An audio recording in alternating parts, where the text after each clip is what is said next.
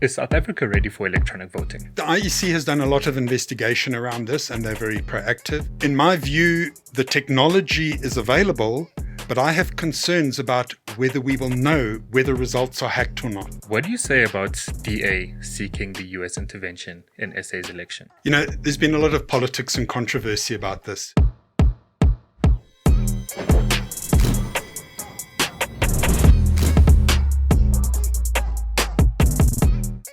Welcome back to Palatable Politics, a show where we take the complexity out of politics and make it palatable for you. With me, your host, TJ Maslela. Welcome to the show. In today's session, we're going to be discussing the upcoming election and also the election integrity. Here to give us insight is none other than Mr. Michael Atkins, who is also an independent analysis IT professional. He has helped counting votes. He's an independent analyst and also an IT professional. Mr. Atkins, welcome to the show. Hi, thank you. Can you give us a bit of insight as to your journey and how you landed up being an independent analyst? Well, I started out involved in a political party 25 years ago. I was interested in the process, the results, and just being curious and working in IT after those elections. I got hold of a CD with the results in, and I sort of decompiled the results, put them in a database, and I played around with them. And at the time, I saw some anomalies and, interesting discrepancies in the numbers. And I've just been interested in the results and the process since then. And even though I didn't stay that long in party politics, I realized that the process of elections and long-term, the integrity of elections, and more recently, the type of electoral system we have is perhaps more important to a democracy than the views of any one particular party. So it's just been a long personal journey. I've analyzed election results over the years. When the independent candidates were being included in elections, being very familiar with how the result process works, I was interested in the numerical breakdown. And so I've landed up being a bit of an activist in terms of the legislation. I've watched the parliamentary processes very closely, and I've been involved with a whole community of civil society organizations who are motivated to see meaningful electoral reform. So it's the whole span from how the numbers work in elections to the meaning of an electoral system for people in communities. You mentioned discrepancies. Yeah. Can you go into it a bit? Well, in any election, there's going to be a certain amount of error, either perhaps cheating at a local level or just simple recording errors. And being a numbers person, being an IT person, that catches my eye. And by analyzing the actual results that get published, particularly in a voting station, you have a provincial election and a national election. And sometimes those results get written down incorrectly and captured incorrectly. They may or may not make a difference to the outcome overall, but I picked up on that. And so that's been an interest of mine over many years. And perhaps on another occasion, we can chat about some of the projects underway for this election to check the accuracy of results. But now, elections are an element of democracy. So let's take a step back and outline democracy and the role that elections play in it.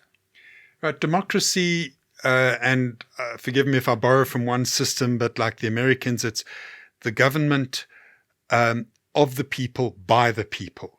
It is the idea that people should be able to determine the things that matter for them. So through history, except for the brief time in Greece, thousands of years ago, there wasn't the sense that people were able to determine their own futures.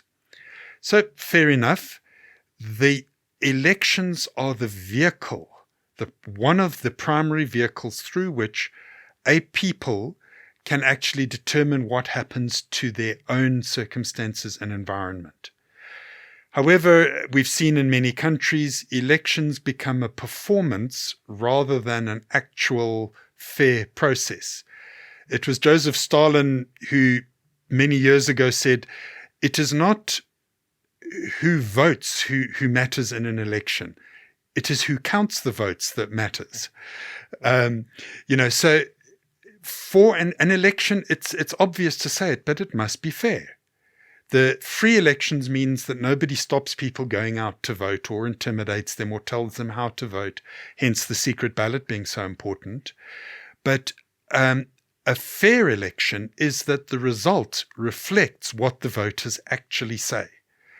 And so obviously it's very important that we not only have a fair result, but also one that people can trust. So now, obviously in election year, there's the Electoral Act, and there have been the changes on the Concourse judgment to the Electoral Amendment. Yeah. Can you walk us through, one, what it was, and two, where we are now?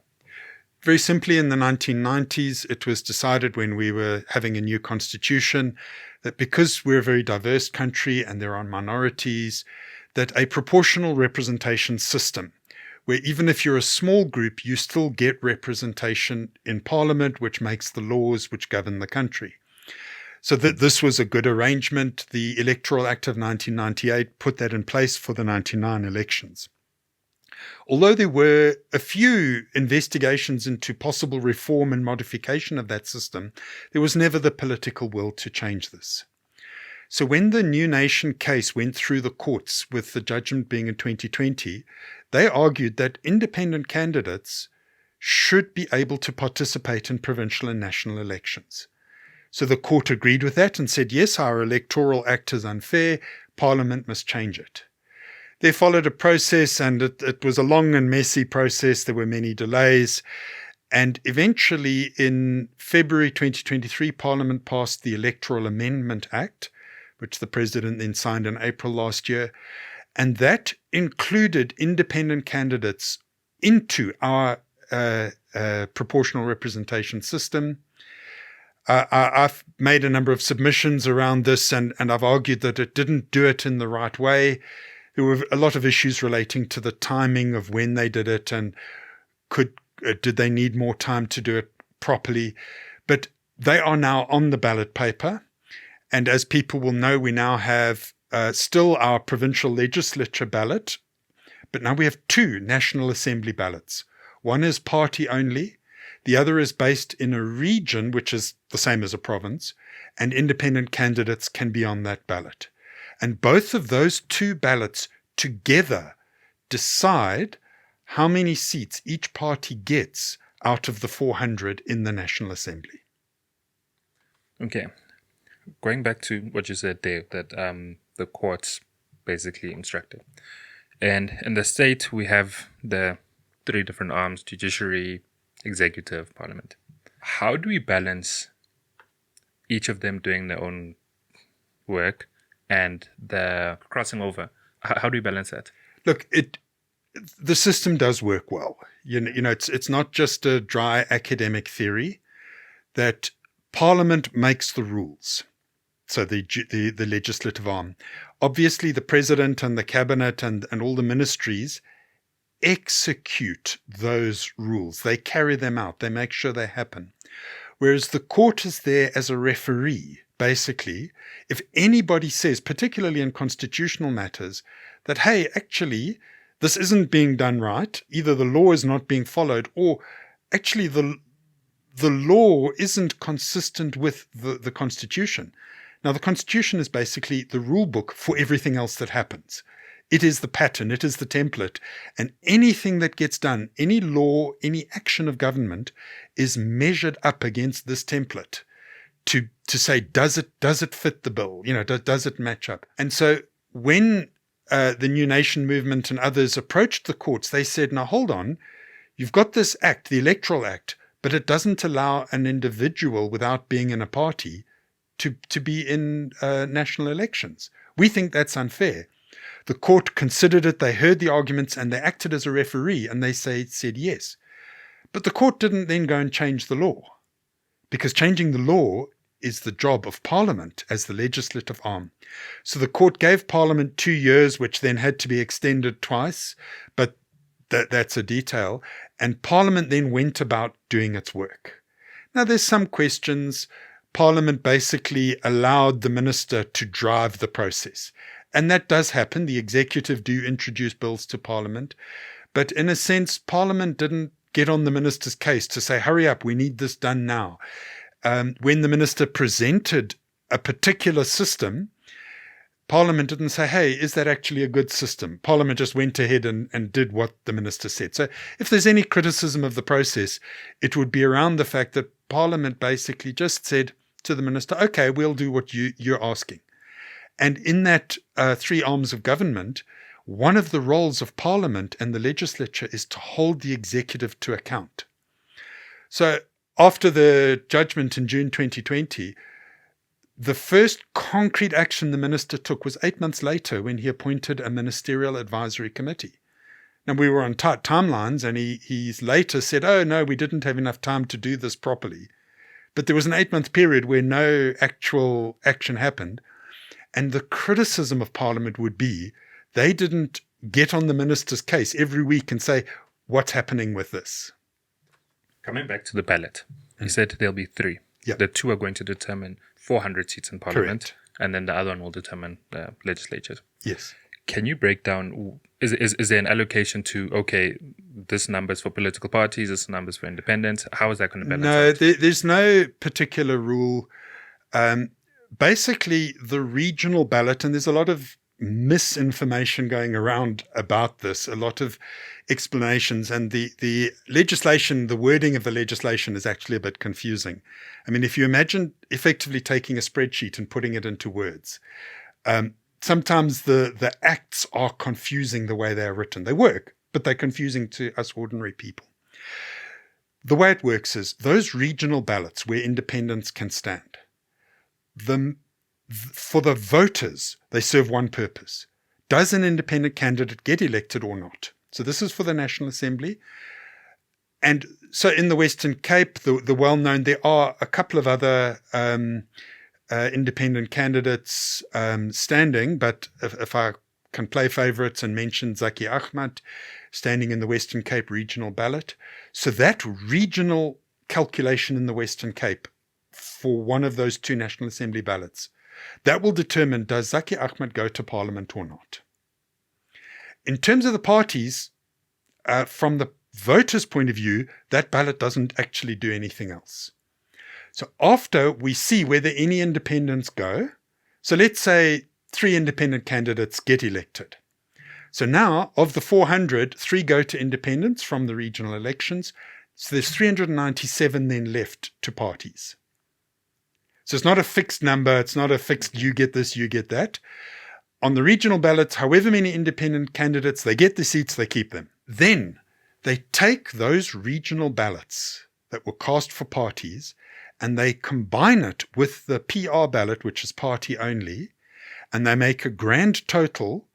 And now for those 397 seats, they work out how many seats each party gets.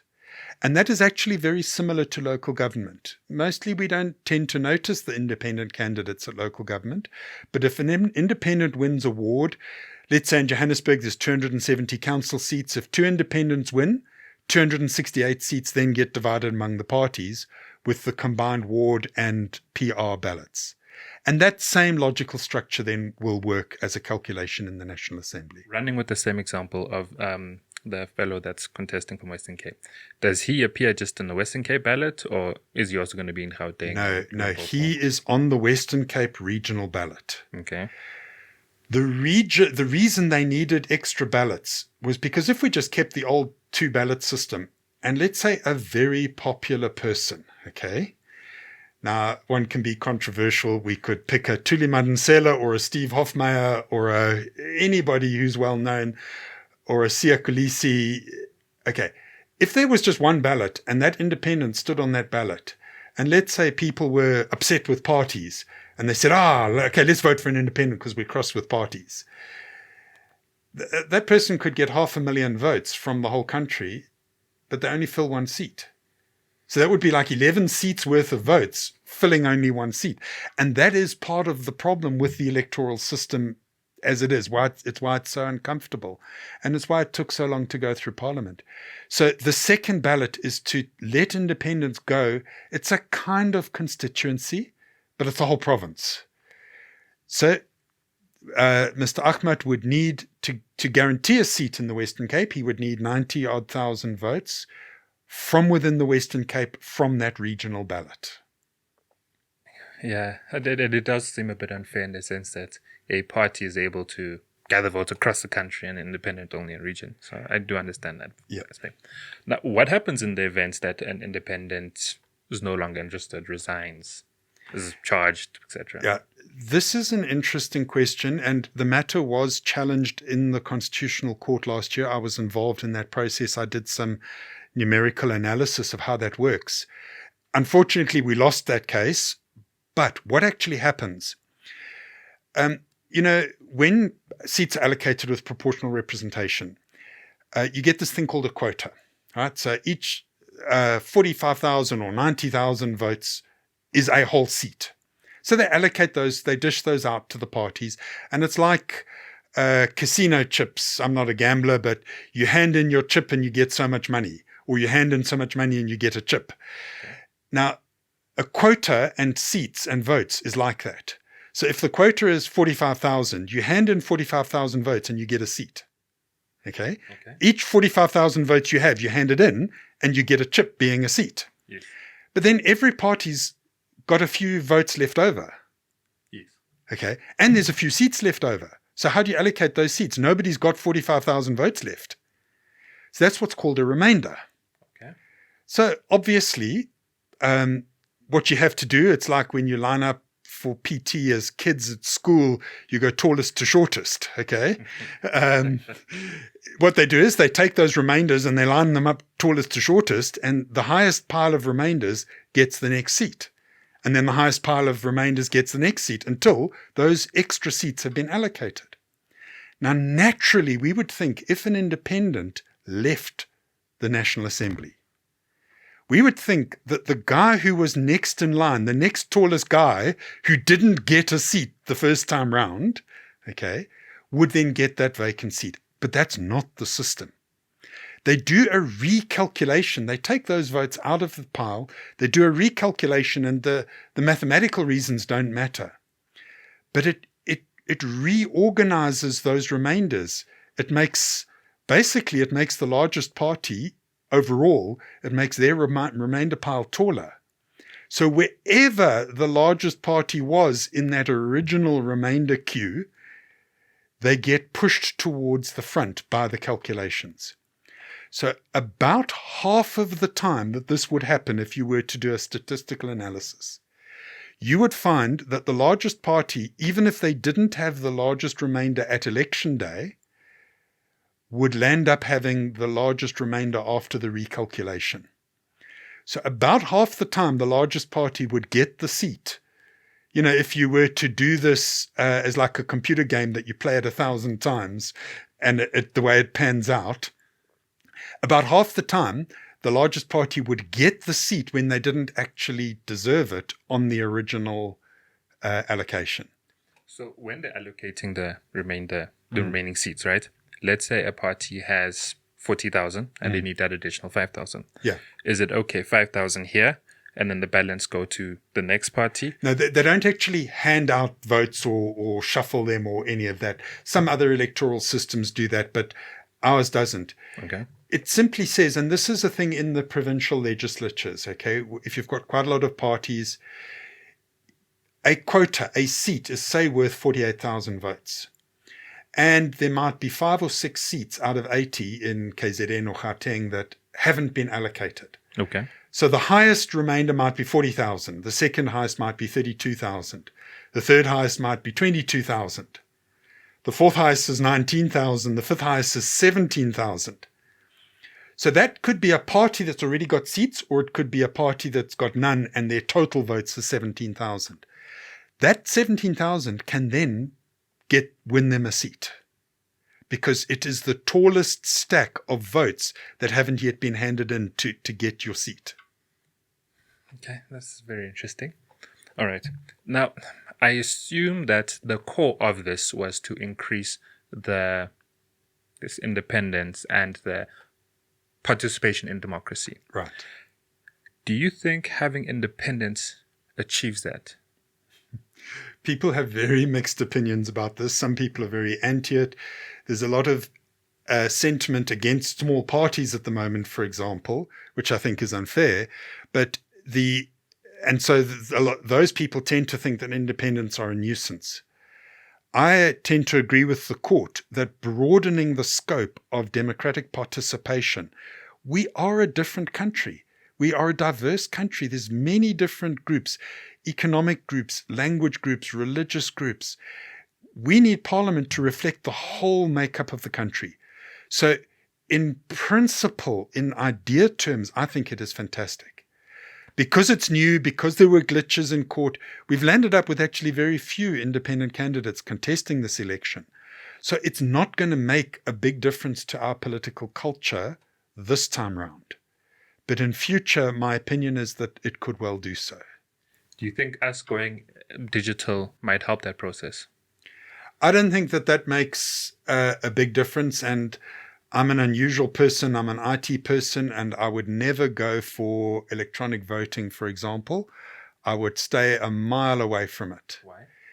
If you have a problem with voting, let's say some cheating or errors or whatever, and you've got a manual vote system, you can haul out those ballot boxes and you can recount them. And you don't need a special qualification to do that. You just need to add up and count correctly. Okay, so let's say we have voting machines, and there's been all the controversies in the states, and nothing's been proven, but half of the population believes the 2020 election was stolen. The other half says, no, it wasn't. But none of us actually knows. Okay, so when you get voting machines, who can tell you whether it was hacked or not hacked? It's a very small group of highly specialized people. So there's two problems. Maybe the hackers are cleverer than the guys you've got checking. That's the first problem. Yeah. The second problem is, let's say you've got the best IT security person in the world, and they come along and say, no, this wasn't hacked. Well, question is, how do you know if that expert wasn't hacked in the sense of being paid off? Okay.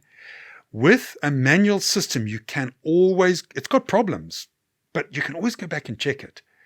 And you don't need these special skills to do that. So I feel much more comfortable sticking with a system that if there's an issue, hey, we can go back and and then everyone knows, there's no doubt. What are the measures we have in place to ensure that those individual votes, manual votes, are counted properly?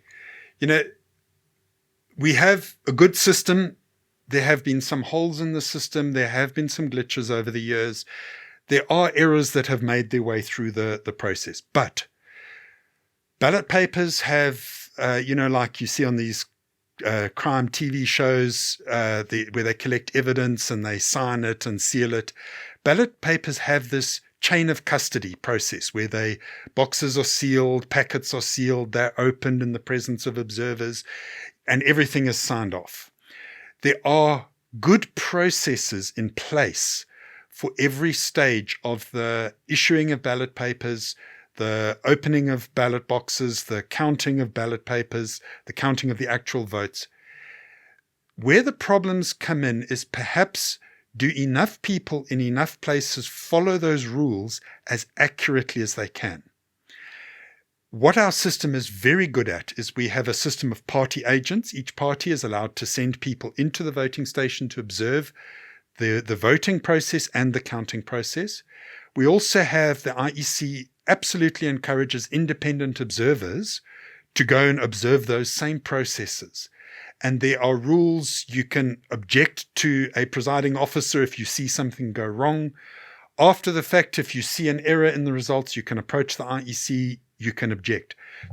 If the IEC doesn't acknowledge your complaint, you can go to the electoral court, and people have used these processes and many changes have been made.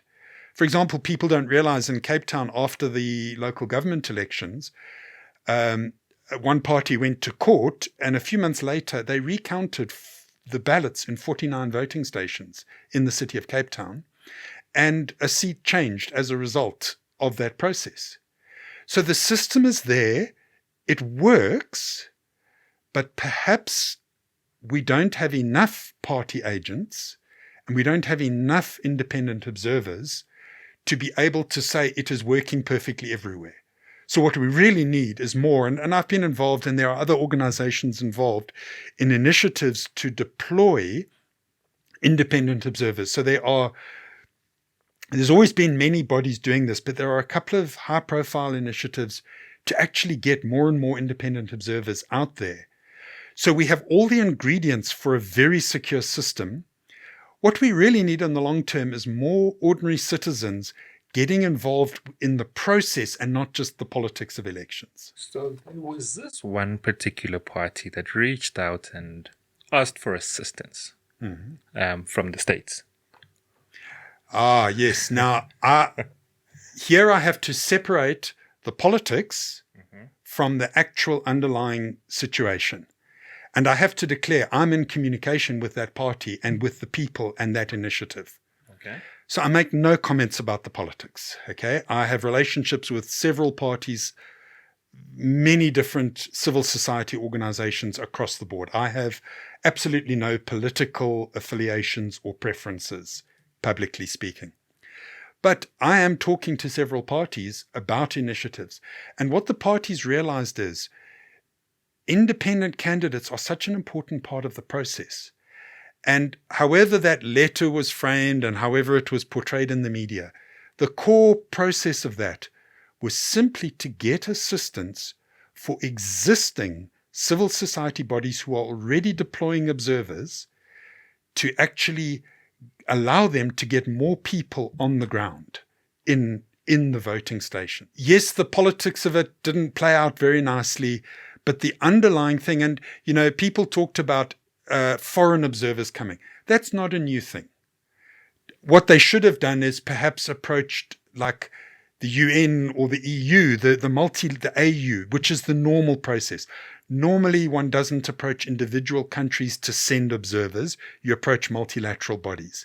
But aside from that, the core of that whole process was securing support for our local organizations who are already registered with the IEC as independent observers to get more warm bodies, as you say, out there. The capacity of the IEC, how would you rank it? A lot of people complain and criticize the IEC.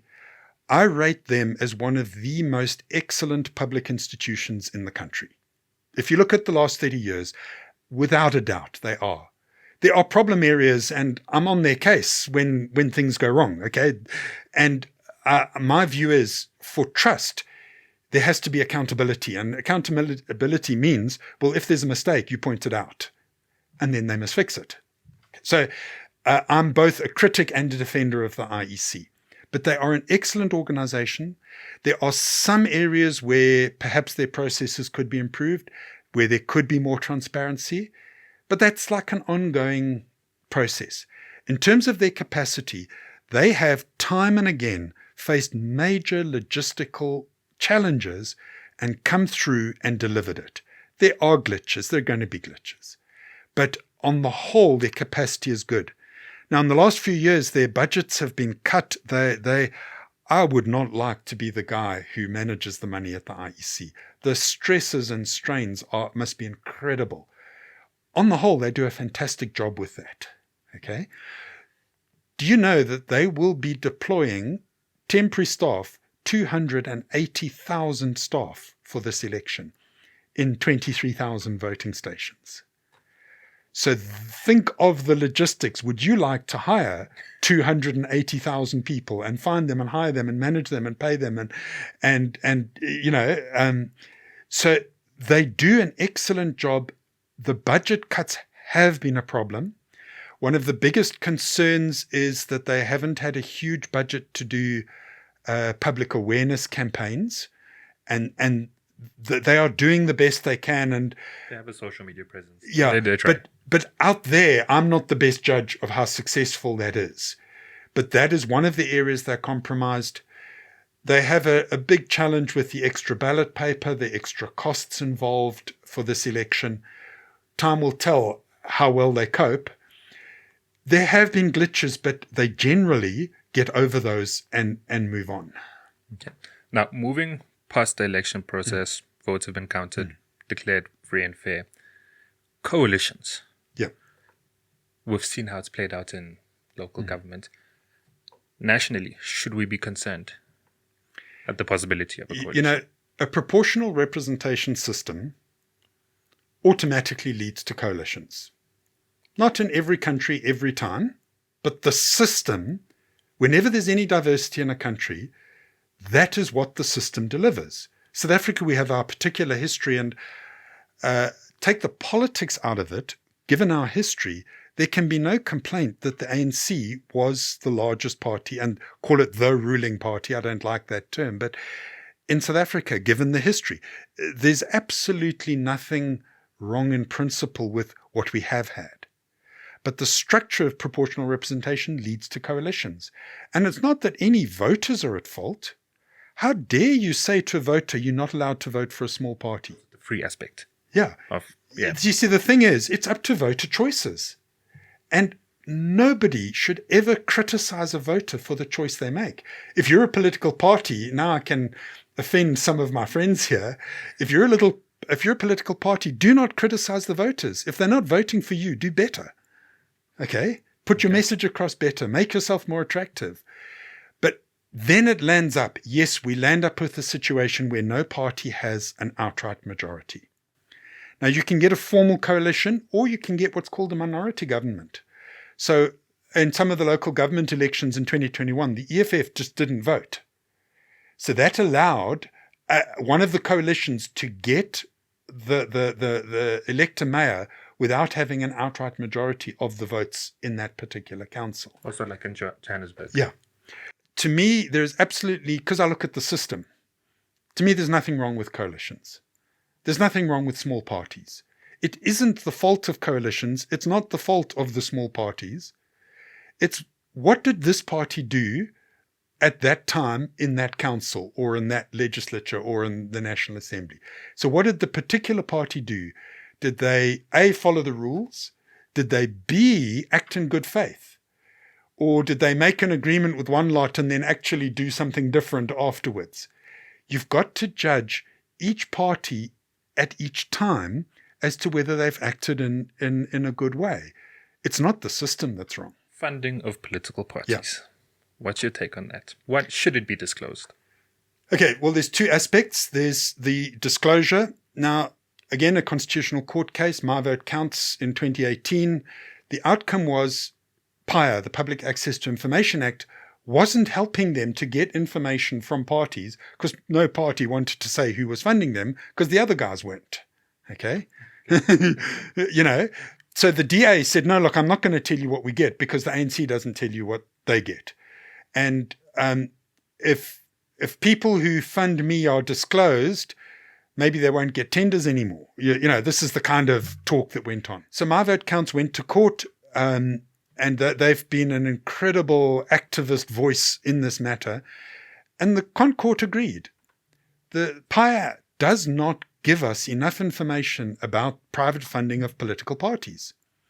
So the court said PAIA is unconstitutional because the public has a right to information.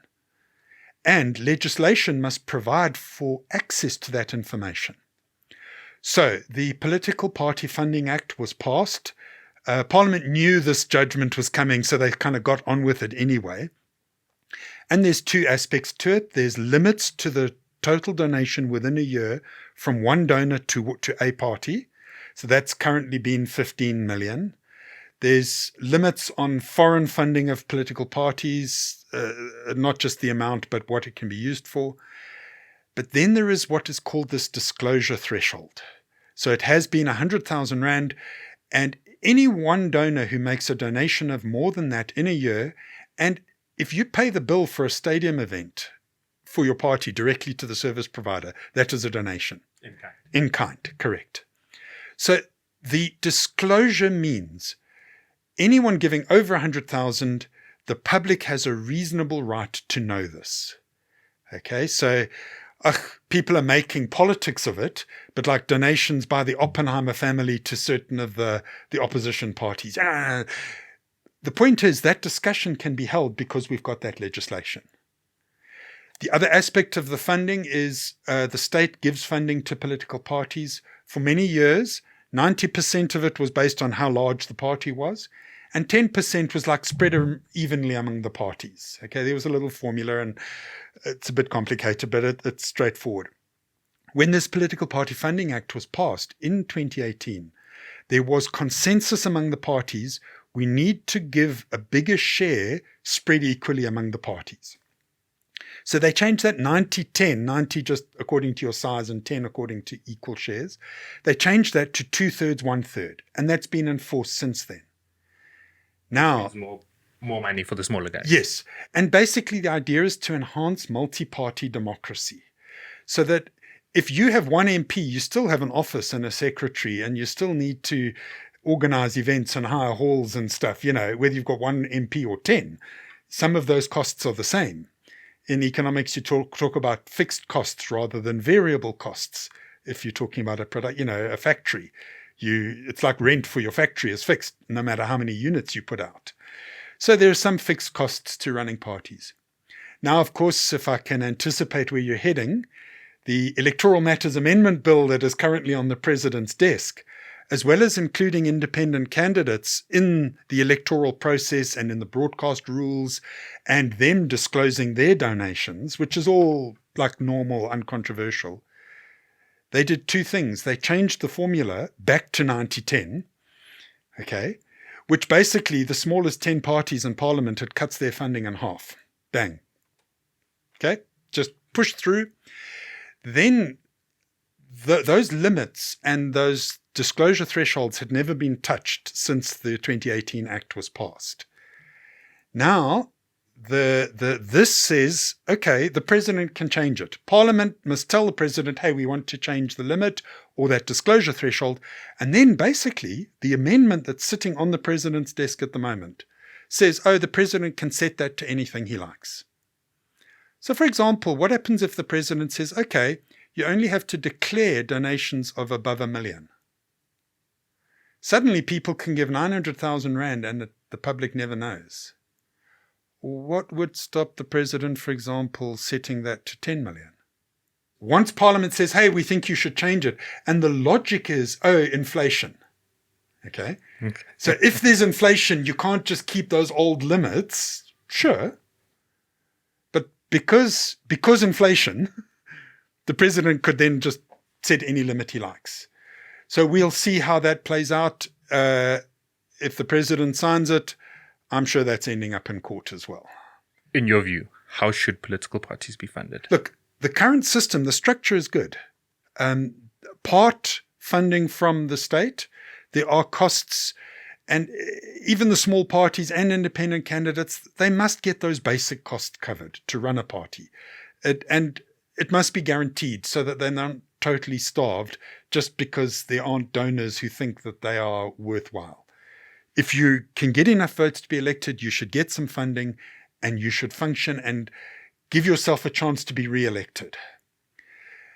The current system of the limits and disclosures, it was a good system. Okay? Being able to just change it to anything, to my mind, is absurd, because you can't say now, if the president can do that, that the Act gives us access to information, because tomorrow the president could change that limit. And the argument is being made by My Vote Counts and others that the president is president of his party. So maybe he knows there's a 49 million Rand donation in the pipeline for his party. So he then suddenly sets the donation limit to 50 million, knowing he's got a thing in the pipeline. Okay? You can't be player and referee in that situation. So the only reasonable way is those limits and those disclosure thresholds. Sure, set them, get them going, and then use the inflation index to decide on adjustments. One of your pieces that you've written, you highlighted that a good electoral system could give a good or bad outcome, but a bad electoral system will definitely give a bad outcome. From your view, our electoral system,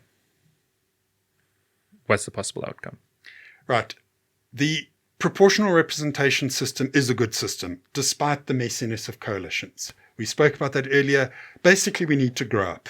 We need to be mature and grow up as a country, okay?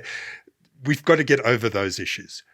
PR is a good system. The way independents have been included is clumsy and messy.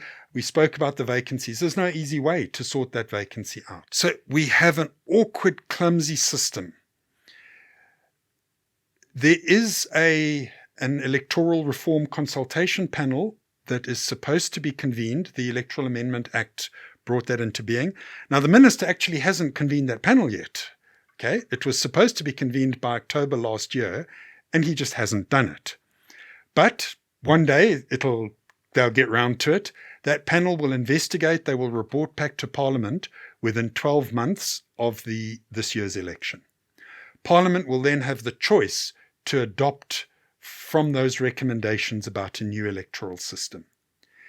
In my view, the simplest, the easiest, and the only fair way to accommodate independent candidates is to mirror largely what we do at local government, where you have constituencies.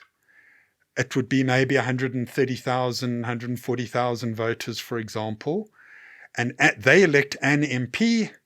That MP represents that district. That can be an independent or not an independent, like ward elections. And then you still have the overall proportional representation ballot. That then gives you the fairness. All the small parties can have a shake. Because constituencies mostly are not going to let small parties in at all. 3 or 4 or 5 parties win those constituencies, and then the rest are shut out. So the PR system lets them in, gives them a completely fair balance. There is a variation where you get districts of 3 to 7 MPs. They're called multi-member constituencies. That's another alternative that some people prefer. It was proposed in 2003 and again in 2017 with the various reviews that were conducted. But one of those two types of constituency system is the only way. Ideally, it brings MPs close to their communities and makes them accountable to their communities while still keeping the balance that every demographic, every interest group gets a seat in Parliament. With that said, elections coming up, what should our voters consider when making their mark? You know, I view that moment in the ballot booth as being sacrosanct. That is one moment where each of us is equal. And nobody should tell you how you must vote or mustn't vote. That is our choice. Voters have different priorities. And obviously, it's good to vote for a positive reason. Don't tell me what you don't like, tell me what you like. You know, there's a general principle. I would say, what does the voter want to accomplish with their vote? And even with the decision, should I vote or not vote? The decision not to vote is a valid decision in a free society. And I would say voters should think through, what am I accomplishing if I don't vote? Sure, I might be telling the party I supported that I don't like them anymore, but that's a little bit passive-aggressive. It's not actually, it's keeping quiet. It's not saying, I don't like you. It's just keeping quiet. And so my own view is, rather, if you're unhappy with a party, go out and vote for somebody else. That's the way to send a message to the party you don't like. And that can apply in any of the elections, any of the provinces. I'm not on an anti-ANC mission with that. If you don't like the DA in the Western Cape, don't just keep quiet. Go and vote for somebody else who puts forward the positive values. But don't let anybody look down on you for the choices you make. People say, don't vote for a small party. Even if they don't get elected, you are sending a message that I, as a citizen, support this party. Even if they don't get a seat this time, your vote might encourage them to stand the next time and participate. Lots of parties start small and grow. Thank you. Thank you for making time to give us insight and helping us make informed decisions. Guys, thank you for tuning in. Don't forget to like, subscribe, share, and tune in same place, same time next week.